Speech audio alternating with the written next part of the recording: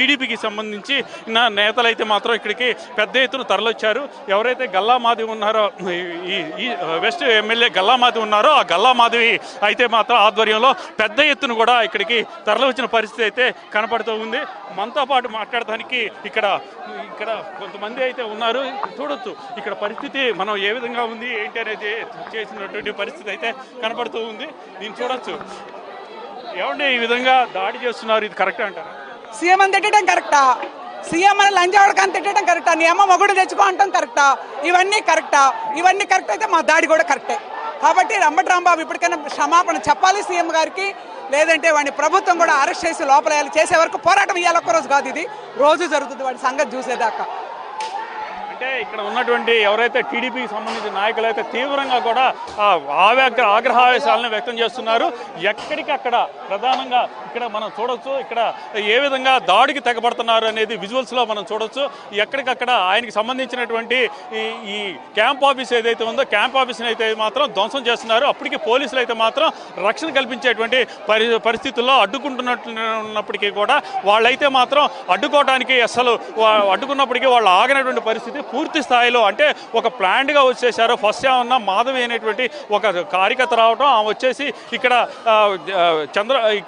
చంద్రబాబుని ఈ విధంగా దూషిస్తే మేము ఎట్లా ఊరుకుంటామని చెప్పి చూపించినటువంటి నేపథ్యంలో ఇక్కడ ఉన్నటువంటి వైసీపీ నేతలు కార్యకర్తలు అయితే మాత్రం పెద్ద ఎత్తున ఆమెని వెంటాడినటువంటి పరిస్థితి. దాంతో కొద్దిసేపటి తర్వాత ఎప్పుడైతే అంబటి రాంబాబుకు సంబంధించినటువంటి ప్రెస్ మీట్ పూర్తిగా కంప్లీట్ అయిపోయిన తర్వాత ఒక పద్ధతి ప్రకారమే టీడీపీకి సంబంధించినటువంటి నాయకులు ఇక్కడికి చేరుకోవడం జరిగింది. పోలీసులు అడ్డుకునే ప్రయత్నం చేశారు. అయినా కూడా వాళ్ళైతే మాత్రం ఇక అందుకునే పరిస్థితులు అయితే లేనట్టుగా కూడా ఉన్నది. ఇప్పటికే జరగాల్సినంత డ్యామేజ్ అయితే జరిగిపోతూ ఉంది. పూర్తిగా కూడా మనం ఇక్కడ చూడొచ్చు. ఇక్కడ పరిస్థితులు ఏ విధంగా అన్నిటినీ కూడా ధ్వంసం చేస్తున్నారు అనేది మనం చూడొచ్చు. అంటే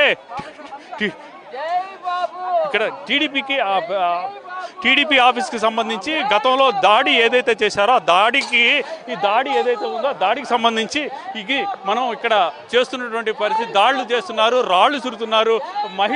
మహిళలు అది కూడా సీనియర్ మహిళలు ఎవరైతే ఉన్నారో ఆ సీనియర్ మహిళలు కూడా రాళ్లు విసురుతున్నారు. ఎక్కడికక్కడ అక్కడ ఉన్నటువంటి గ్లాస్ డోర్స్ మొత్తం కూడా రాళ్లతో ధ్వంసమైనటువంటి పరిస్థితి అయితే ప్రస్తుతం కనపడుతూ ఉంది.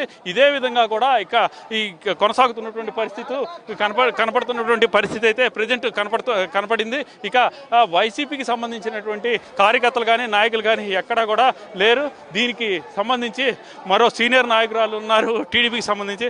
ఏమ్మా ఇలా దాడి చేస్తున్నారు, ఏమంటారు? నేను రిటైర్డ్ గవర్నమెంట్ ఎంప్లాయీని. రిటైర్ అయిన దగ్గర నుంచి పార్టీలో వర్క్ చేస్తున్నాను 15 ఏళ్ళ నుంచి.